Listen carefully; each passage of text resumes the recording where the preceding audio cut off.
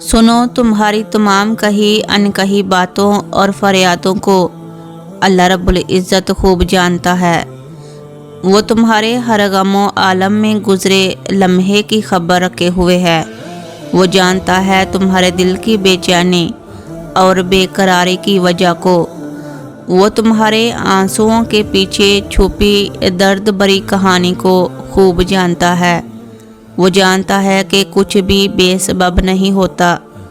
تمہارا رونا، چیخنا، چلانا اور بے بسی کے ساتھ آہیں بھرنا کچھ بھی بے سبب نہیں ہے، کیونکہ انسان ذہنی اذیت اور انتشار کا شکار تب ہوتا ہے جب صدمہ بہت بڑا اور گہرا ہو، جب چوٹ دل پر لگے اور ہر محبت کرنے کا دعوے دار نازک ترین حالات میں منہ پھیر کر بے یار و مددگار چھوڑ جائے۔ ہاں، تب دل خون کے آنسو روتا ہے، تڑپتا ہے کسی خاص کے لیے جو اپنی محبت اور شفقت سے تڑپتے ہوئے دل کو قرار بخشے، جو ان گنت ٹکڑوں میں بکھرے ہوئے وجود کو محبت سے سمیٹ لے، لیکن تب کوئی زیرو میسر نہیں ہوتا سوائے دو جہانوں کے مالک کے۔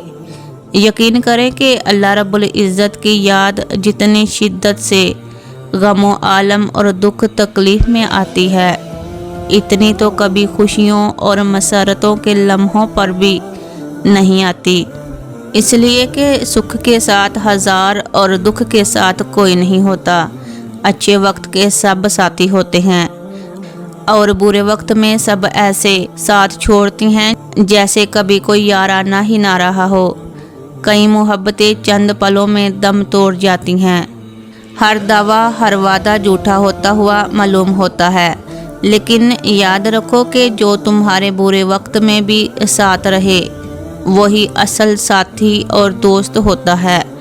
اور باخدا تم لوگ اپنے رب سے بڑھ کر کسی کو دوست اور مددگار نہ پاؤ گے، وہ دوست جو آپ کو کبھی تنہا نہیں چھوڑتا، چاہے حالات بد سے بدترین ہوتے چلے جائیں، وہ مددگار جو آپ کو گہرے اندھیرے میں بھی روشنی کی چمک دکھاتا ہے کہ اس مشکل کے ساتھ آسانی رکھی گئی ہے۔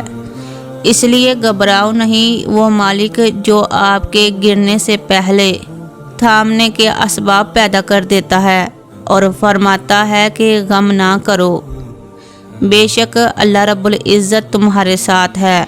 اور سنو، اللہ رب العزت سے مدد کی فریاد کرو، خالی جولی اس کے آگے پھیلاؤ، اپنا ہر درد اس سے کہو، دل کے چین اور سکون کے لیے اس کے آگے آہیں بھرو۔ وہ جو چاہے کر سکتا ہے، بے شک وہ ہر شے پر قادر ہے، اور تھوڑے رابطے سے بات نہیں بنتی تو رابطہ بڑھا دو، صبر و ضبط کے ساتھ اس کے حضور دعاؤں کے انبار لگا دو، اور یاد رکھو کہ اللہ سے دوستی کرنا سیکھ لو، اس سے باتیں کرنا، اس کی سننا، اپنی سنانا، سارے گلے شکوے اسے بتانا، تو جب یہ ہو جائے گا تو ہر مشکل آسان لگے گی۔ آپ اپنے دن کا، رات کا کچھ حصہ نکال کر اپنے رب کے ساتھ گزارا کریں، زندگی خوبصورت ہو جائے گی۔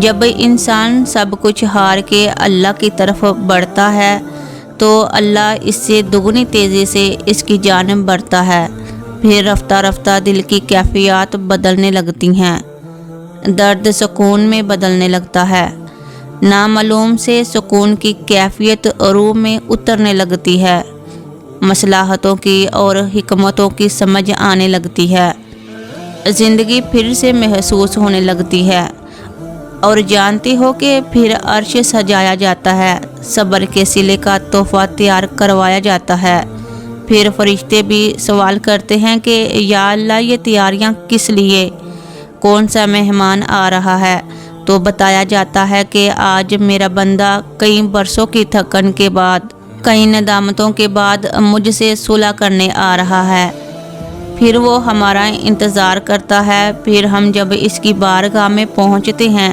اس کی مہمان نوازی میں جو سجدہ کرتے ہیں وہ معمول کے سجدوں سے بہت الگ ہوتا ہے، नम आंखें और सिसकते होंठ इस सुकून का मंजर बयान कर रहे होते हैं। जानते हो, अल्लाह से दोस्ती में एक लम्हा ऐसा भी आता है कि जब तन्हा रहने से डर नहीं लगता, मुत्तकी लहजों से आंखें नम नहीं होती, सख्त अल्फाज दिल नहीं तोड़ते, अजियत ज़्यादा हो या कम मुस्कुराहट में सुकून मिलता है, शुक्र कहने में करार मिलता है। लेकिन अल्लाह से दोस्ती का ये मुकाम यूं ही नहीं मिल जाता। जलकर कुंदन से सोना बनना पड़ता है, दिल को मारना पड़ता है। और तुम जान रखो कि हमेशा अल्लाह की बारगाह में सजदा रेज़ रहा करो। वो अल्लाह बेहतरीन दोस्त है जो तुम्हारे दिल की कैफियत को खूब जानता है।